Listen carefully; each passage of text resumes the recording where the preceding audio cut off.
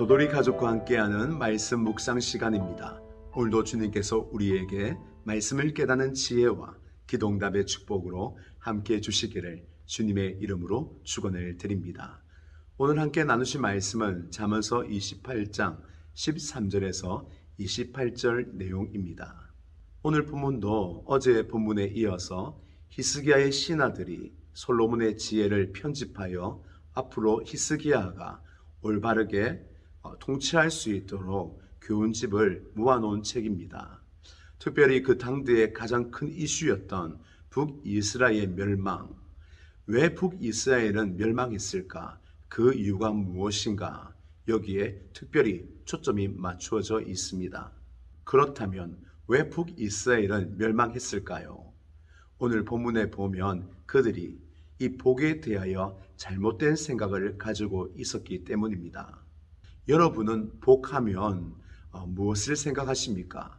무엇이 복일까요? 만일 여러분이 여러분의 자녀에게 이것이 바로 진짜 복이야 라고 얘기해 줄 수 있다면 어떻게 그 복을 설명하시겠습니까? 아마 쉽지 않을 겁니다. 그 이유는 이 복의 개념에는 우리 인생의 가치관이 담겨져 있기 때문입니다. 사람들은 보통 복하면 부, 재산, 건강, 출세 등 이런 것들 얘기하죠. 전통적으로 이 복을 정리한 것이 5복입니다. 첫 번째가 부인데 잘 먹고 잘 사는 것을 얘기하죠. 이것은 누구나 다 바라는 욕망의 대상입니다. 그런데 말입니다. 아무리 부가 많으면 뭐합니까? 부가 많아도 죽으면 그만입니다. 따라서 수가 필요하죠. 살아야 누리는 것 아니겠습니까? 그래서 두 번째 복이 수명입니다. 오래 사는 것이죠. 또 그렇다고 많은 것을 가지고 있고 오래 산다고 또 행복한 것은 아닙니다. 거기에 마음의 걱정이 있고 몸의 건강이 나쁘면 아무리 많고 오래 살아도 불행하죠. 따라서 세 번째 복은 강령입니다. 건강할 강에다가 평안할 영이죠. 사람의 몸이 건강하고 마음이 평안한 것, 이것이 세 번째 복입니다. 네 번째는 이 유호덕이라는 것인데 덕을 세우는 것입니다. 자기 이웃을 도와주고 가난한 자에게 덕을 끼치는 것을 얘기합니다. 다섯 번째 복은 호종명입니다. 죽는 것을 말하는데 잘 살다가 잘 죽는, 잘 마무리하는 것을 말합니다. 고통스러운 죽음이 있다면 그것도 불행 아니겠습니까? 따라서 두려움이 없이 잘 살다가 잘 죽는 것, 그것도 다섯 번째 복이 됩니다. 이 오복의 특징을 잘 살펴보면 눈에 보이는 복들입니다.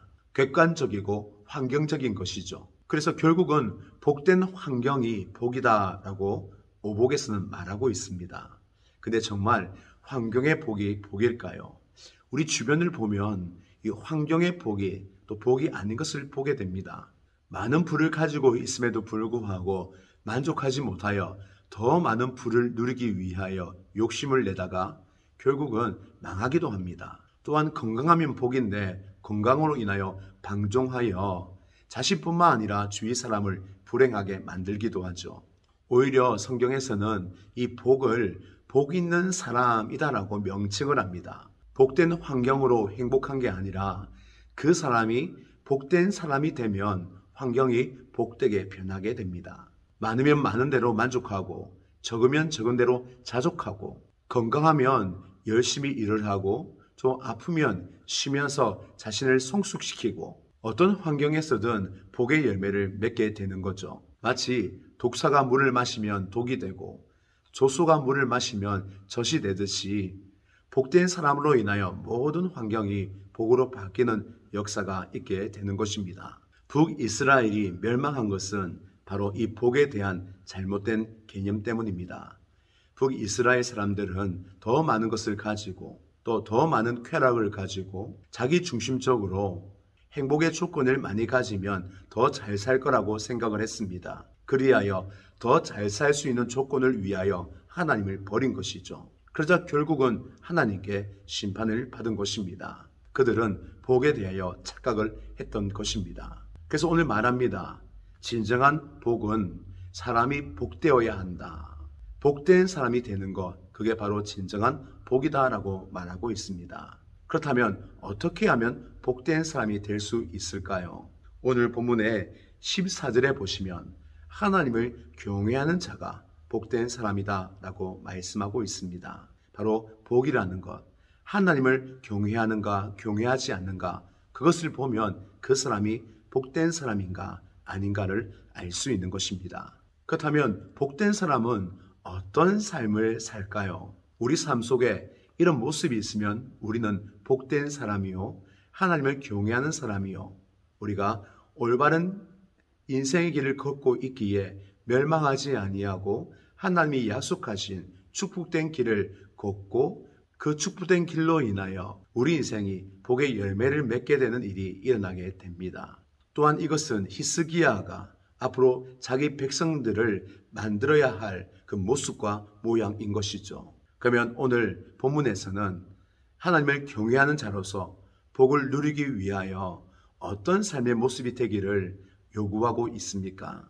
첫 번째는 죄를 멀리하는 사람입니다. 죄를 멀리하는 사람에게는 세 가지 특징이 있죠. 먼저 죄를 자복하는 모습이 있습니다. 죄를 자신 속에 가만히 둘 수 없습니다. 마치 벌레가 우리 몸에 있으면 바로 털어내듯이 자신 안에 죄가 있는 것을 보면 가만둘 수 없고 빨리 자복하여 없애려고 하는 거죠. 이것이 하나님을 경외하는 자의 모습인 것입니다. 또 죄를 멀리하는 사람은 이 탐욕을 쫓지 않습니다. 하나님을 경외하면 자신 안에 하나님을 위해 살려고 하는 열망이 있죠. 이것을 사명이다라고 얘기합니다. 사명이 있으면 자신 안에 사명이 욕망이 되고 이 사명이 자신의 욕심이 되기에 다른 탐욕이 들어올 수 있는 틈이 없는 것입니다. 왜 탐욕이 생기는가? 욕심 더하기 욕심이 탐욕인데 사명이 없을 때에 생기는 겁니다. 사명이 사라진 그 자리에 욕심이 씨앗을 뿌리고 탐욕의 뿌리를 내어 우리 인생을 망하게 하는 것이죠. 따라서 하나님을 경외하는 사람은 죄를 멀리하고 특별히 탐욕을 버리는 사람인 것입니다. 또한 죄를 멀리하기에 방탕함을 싫어합니다. 도를 넘어서서 자신의 쾌락을 추구하는 것이 방탕함입니다. 이 방탕의 근간도 사실은 하나님의 상실, 하나님이 주는 기쁨과 즐거움을 잃어버릴 때에 우리는 다른 즐거움을 쫓아가게 되는 것입니다. 따라서 하나님을 경외하는 사람은 죄를 멀리하는 사람인 것이죠. 두 번째, 하나님을 경외하는 사람은 하나님 말씀에 충성하는 사람입니다.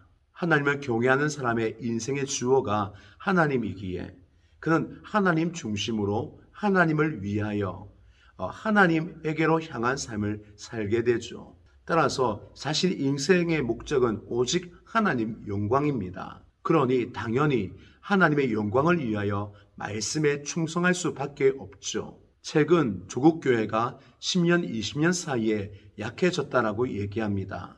근데 그 이유가 다름 아닌 하나님 주어 상실 때문입니다. 어떻게 된 것인지 신앙생활하면서 이런 말을 합니다. 내가 있어야 하나님이 있지. 내가 있어야 교회도 살고 하나님이 영광 받으실 거 아니야 라고 얘기합니다. 주어가 사람이 되었고 그것은 곧 인본주의를 말하는 것입니다. 그리고 신앙이 하나님 영광이 아니라 실용주의 신앙으로 빠지게 되었죠. 신앙이 생활에 도움을 주고 신앙이 생활에 좋은 영향을 끼쳐야 좋은 신앙이다라고 생각을 합니다. 그리하여 예배를 드릴 때도 위로를 받는 예배, 내 눈물을 닦아주는 예배, 내게 새로운 힘을 주는 예배, 먼저 나 중심의 예배가 자리를 잡게 된 것입니다. 이 자리에는 하나님이 차지할 자리가 없지요. 인생의 주어가 바로 나 자신이 된 것입니다. 나 중심적인 신앙생활, 결국은 말씀에 순종하는 삶이 아니라 오히려 말씀으로 위로만 받기를 원하는 신앙으로 나아가게 되는 것입니다. 하나님께서는 우리에게 말씀하실 때에 순종함으로 말미암아 함께하는 삶을 요구하십니다. 그러나 우리는 순종으로 인한 함께하는 삶보다는 위로를 통하여 하나님의 손길을 얻기를 원하는 삶을 살기를 원합니다. 그런데 그 중심은 나이기에 하나님이 나를 도와줘야 되고 하나님이 내 욕망을 채워줘야 된다라는 얄팍한 생각을 하게 되는 것입니다. 그리하여 신앙의 본질에서 떨어짐으로 인하여 인생의 주어가 하나님이 아니라 내가 되어지고 이제는 내가 필요한 하나님 말씀 선택하여 받아들이게 되고 하나님의 모습 중에 내가 좋아하는 하나님 모습만 받아들이고 그래야 내 신앙이 점점점 이질적으로 본질을 떠나 타락하게 되는 것입니다. 따라서 하나님을 경외하는 자는 인생의 주어가 하나님이기에 하나님이 내게 말씀하시면 내가 순종하겠나이다. 순종함으로 내가 하나님과 함께하겠나이다 라고 고백하는 사람인 것이죠. 바로 이 사람이 하나님의 복을 누리는 사람이요. 당연히 하나님 말씀을 순종하기에 복된 길을 걸어가는 사람이 되는 것입니다. 세 번째는 하나님을 경외하면 여호와 하나님을 의지하게 됩니다. 여기서 의지하다라는 것은 단순히 믿다 정도가 아니라 하나님을 붙들기 위하여 내 것을 내려놓다. 내가 죽고 하나님이 살게 하다라는 의미입니다. 우리가 하나님을 믿는다 하지만 믿음의 능력이 없는 이유는 하나님을 믿는다 하지만 내 것을 내려놓지 않기에 실상은 하나님을 붙들지 못하기 때문입니다. 우리가 양다리를 거치면 어떻게든 한편을 놓게 되는데 결국은 하나님을 놓게 되죠. 따라서 하나님을 의지한다, 믿는다라고 할 때는 내 것을 포기한다, 내 생각을 내려놓는다, 내 목적 또한 내가 포기한다라는 의미를 먼저 전제로 하는 것입니다. 내 마음이 비워져야 하나님 마음을 채울 수 있고 내 손을 비워야 하나님 손을 잡을 수 있고 내 것을 내려놓아야 하나님의 것으로 채울 수 있는 것입니다. 내 길을 포기하지 않고는 하나님의 길을 걸어갈 수 없는 것이죠. 하나님을 경외하는 자 그는 압니다. 하나님만이 진리요 길이라는 것을 하나님 붙들기 위하여 내 것을 다 내려놓는 사람인 것입니다. 그 사람만이 하나님의 복을 누리게 되고 그 사람들이 많이 모일 때에 그 나라가 복된 나라가 되는 것입니다. 하나님을 경외하는 백성에게는 하나님이 항상 함께 하시고 그 인자하심과 자비하심이 따라다닐 것입니다. 우리 교회도 마찬가지입니다. 우리 교회가 하나님을 의지하고 말씀에 순종하고 죄를 멀리하는 거룩함을 가진다면 우리는 반드시 하나님께 쓰임받는 교회가 될 것입니다. 우리 교회 하나님을 점점 닮아가고 하나님을 정말로 사랑하고 하나님을 끝없이 갈망하는 하나님을 경외하는 자가 충만히 모이는 의인이 많은 교회가 되기를 주님의 이름으로 축원을 드립니다.